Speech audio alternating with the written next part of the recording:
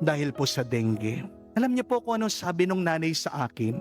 Sabi niya, Father, alam niyo po, ibibigay ko lahat ng pera ko para lang po mabuhay muli ang aking anak. Tingnan niyo po yon mga kapatid. Hindi ang pera ang nakakapagbigay sa atin ng pag-asa. Kaya nga, napakaganda ng sabi po ni San Jose Maria Escriba. He said that when you are feeling weak, remember, you are in the arms of God. Yan ang pag-asa natin na hindi tayo iniiwan ng Diyos. Dumating ang Diyos, unang panahon, hanggang ngayon, dumarating siya.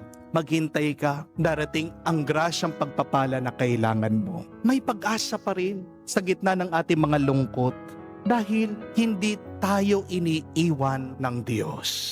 Amen? At sabi pa nga po ni St. Francis of Sales, the same God that carried you in the past is the same God that will carry you in the present and in the future. Kung nakayanan mo sa iyong nakalipas ang napakaraming problema, yan ay dahil sa tulong ng Diyos. At makakayanan mo din anuman ang iyong pagsubok ngayon at sa iyong hinaharap.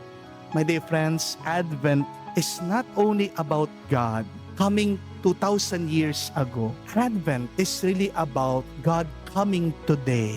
Sa mismong pinagdaraanan mo, nandiyan ang Diyos. Siya ang dahilan ng ating pag-asa. Kaya pinapaalala sa ating mga kapatid, ang sakit mo, hindi yan ang katapusan. Ang galit mo, hindi pa yan ang katapusan. Huwag kang magpapa-stress yan sa mga utang mo, hindi pa yan ang katapusan. At ang korupsyon sa ating bansa, hindi yan magwawagi. Amen?